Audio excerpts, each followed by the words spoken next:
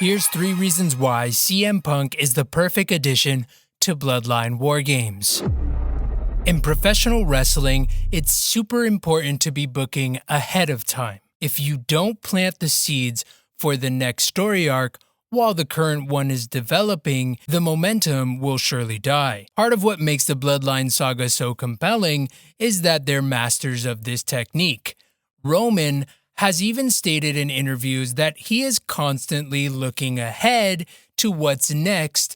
Because of this mentality, Roman Reigns has been able to stay so consistently relevant for years now, even while taking long breaks away from television. The reveal of CM Punk as the OG Bloodline's 5th man heading into War Games was a viral, heart-pounding moment, but I never once got the idea or the feeling that everything is suddenly rainbows and sunshine now. The look between Roman and Punk says it all. This will be a battle of egos. And here we have 2 top guys and 1 manager in the form of Paul Heyman. The sudden inclusion of CM Punk into this Bloodline business will not sit well with Roman, and it will surely cause a rift between him and his wise man. You see, for Roman to get his Ula Fala back, in order for him to become a tribal chief once again, he needs to experience one thing: ego death. And CM Punk is the perfect man to serve that up. His sudden inclusion, it will surely get under Roman's skin, and Roman Reigns will have to tackle this narcissism of his that's keeping him far away from becoming the uber babyface we all want him to be. And this will all be even more potent because Paul Heyman doesn't necessarily have a squeaky clean history himself. Heyman is known to be untrustworthy, and he's got some serious backstabbing tendencies. While I don't see this story necessarily shaping up to go in that direction, it adds some layers to the distrust that will be looming over the OG Bloodline within the War Games cage and in the coming weeks. So basically, Roman's gonna be jealous of CM Punk and his relationship to Paul Heyman. After all, their history goes even further back, and it is much more dense and true to life than Roman and Paul Heyman's history. Seth Rollins literally broke his body to make sure that Roman Reigns was no longer in power. So, when the OG Bloodline kept pestering him week after week about joining Roman for War Games, of course, Seth refused. But there's only one man that Seth Rollins hates more than Roman Reigns, and that man is CM Punk. The fact that CM Punk is the man who will ultimately join forces with Roman and the OG Bloodline at War Games is sure to piss Seth off even more. I see Punk's inclusion into War Games as being a huge reason why Seth Rollins turns heel very soon. A move that I think, personally, I've been waiting for.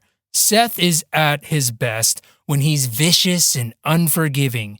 His babyface era is going stale, let's be honest, and we can all feel it coming to an end after his loss to Bronson Reed on the last Raw. There's no better time than now for Rollins to repackage his gimmick and give us a fresh run, especially considering that he and Punk are destined to do battle at WrestleMania this year. And ain't no one booing Punk anytime soon. The feud between CM Punk and The Rock in late 2012 and early 2013 was a pivotal moment in WWE, marking the intersection of Punk's historic WWE Championship reign and The Rock's return to the ring. By late 2012, CM Punk was firmly established as WWE Champion, holding the title since November 2011, with Heyman at his side, and Punk had solidified his position as the best in the world and the self-proclaimed voice of the voiceless, claiming he was the rightful face of WWE. Punk had turned heel mid-reign, leaning into a more arrogant and manipulative persona. Heyman amplified this by portraying Punk as the most legitimate champion in WWE history, contrasting him with part-time superstars like The Rock. In July 2012, The Rock announced that he would challenge for the WWE Championship at the Royal Rumble 2013, immediately setting the stage for a clash with whoever held the title at the time. By January 2013, Punk was still champion, and The Rock returned to WWE television to confront him. The Rock, known for his quick wit and electrifying promos, wasted no time mocking Punk's self-importance and tearing into his heel persona. Punk, with Heyman by his side, retaliated by framing The Rock as an outsider, a Hollywood sellout who only returned to WWE for his own benefit. Punk and Heyman positioned themselves as the defenders of wrestling's authenticity, mocking The Rock's reliance on catchphrases and his absence from the grind of WWE's weekly schedule. Heyman played the perfect hype man for Punk, delivering scathing promos that emphasized The Rock's perceived flaws while championing Punk as the true cornerstone of WWE. Heyman also acted as a strategic ally, often helping Punk evade physical confrontations with The Rock until the big match. Punk cut a series of promos in the lead up to the Royal Rumble that mirrored his famous 2011 pipe bomb. He accused WWE of pandering to The Rock at the expense of full-time wrestlers like himself. Punk claimed the company was desperate for mainstream attention and only cared about The Rock's star power. In one memorable segment, The Rock revived his rock concert gimmick, singing humorous insults aimed at Punk, and Punk in turn countered with a serious, biting promo that called out The Rock's reliance on nostalgia and theatrics. The feud escalated with several brawls, including a chaotic segment on Raw where The Rock attempted to hit the people's elbow on Punk, only for the Shield to secretly be working for Punk and ambush The Rock, yet another connection to Roman Reigns and Seth Rollins. The Rock ultimately defeated Punk, ending his 434-day reign. Losing to The Rock was a turning point for Punk's character, and it furthered his narrative of being disrespected by the WWE,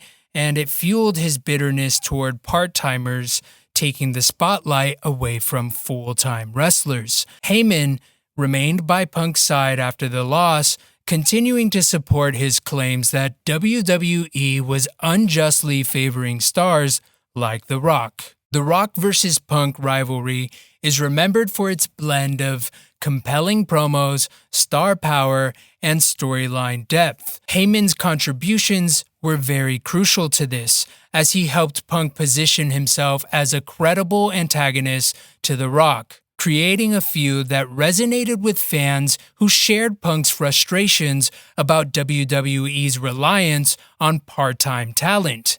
It also cemented Punk's reign as one of the most memorable in modern WWE history. And so, our third and final reason as to why CM Punk is the perfect pick for fifth man at Bloodline War Games is, well, The Rock and him have never really seen eye to eye. And it's been heavily implied that the final boss is pulling the strings here. All signs point toward The Rock being the puppet master behind Bloodline 2.0 in the lead up to this War Games and moving forward. And what better way to send the final boss to his boiling point than teaming up with CM Punk, the man who relentlessly called The Rock out for his entitled, part-timer Hollywood tendencies. CM Punk causes a perfect storm of chaos in all directions at a time when the Bloodline saga is at its most volatile and fractured state. From his storied history with Paul Heyman to his hatred for The Rock and how much of a threat he poses to this vulnerable version of Roman Reigns, it's a long-term storytelling no-brainer in my eyes as to why CM Punk is the perfect fifth man for War Games. But I want to know what you think about CM Punk's inclusion into the Bloodline War Games. Is it justified? Did it feel forced? Let me know in the comments below. Once again, thanks for watching. This has been Kayfabe Forever, and I hope you kayfabe forever. I don't know, I just came up with that. Cool. See ya!